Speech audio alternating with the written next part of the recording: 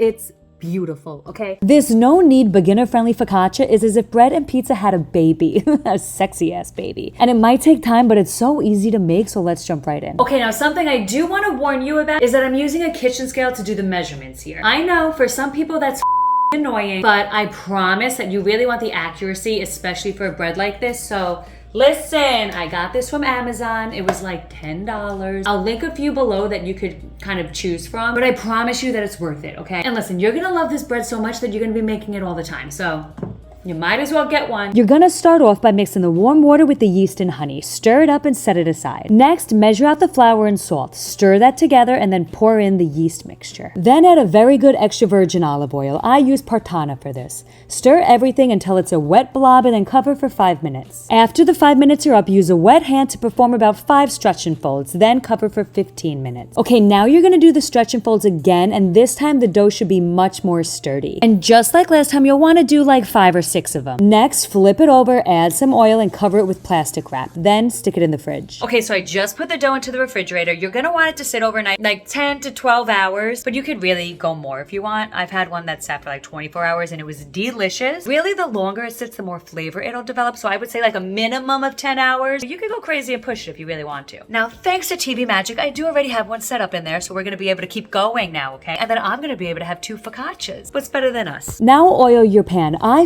love the USA pan if you need a wreck. Now, unwrap the dough and loosen it up and then plop it in. You can also pop any big bubbles if you got them. Now I just shape my dough into a cute little burrito and then I just recover it with the plastic wrap and also a kitchen towel. Okay, so now we're gonna perform the next rise. This one we're doing at room temperature and it takes about an hour and a half to 2 hours. It really depends. Now we don't wanna overproof it, so you wanna make sure that it still has some give. I'm gonna show you what it looks like when we're there. Okay, so see how it only fills like 70 to 80% of the pan? That's perfect. Now you'll help it the rest of the way by stretching and finagling it. This part's actually really fun.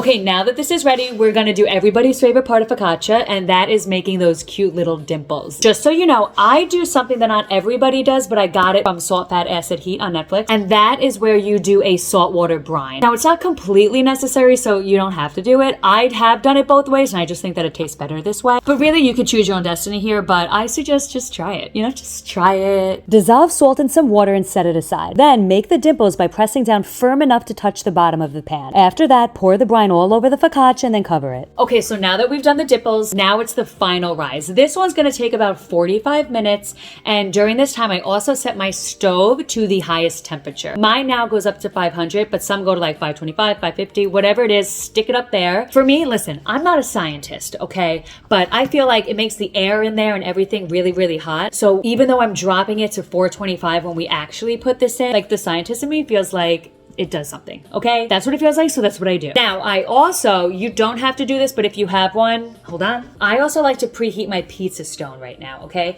And that is where I'm gonna bake this on top of. I feel like it just helps the bottom get crispy, but really, I've done it both ways and you'll be fine if you don't have one, but if you have one, extra credit, okay? Extra credit. Okay, so now we're gonna do the rise and then I will come back to do the toppings. Now, you could play around with your toppings on whatever your vibe is, but if you're curious, my go-to is a mixture of extra virgin olive oil, fresh rosemary, chopped garlic, oregano, red pepper flakes, a little bit of salt, and some locatel. Okay, now that the toppings are on, we're gonna drop the temperature on the oven to 425, and then this is gonna bake for about 30 minutes. You want the top to be golden and the internal temperature to be like 200. It was in the oven for 30 minutes and it's absolutely perfect. I'm literally obsessed with you. Like, look at her. Look at her. Wait, do you guys really like, do you see? Wait. Do you guys see? Do you see? I mean, ding, ding, ding. Do you see? Please. All right, thanks for coming.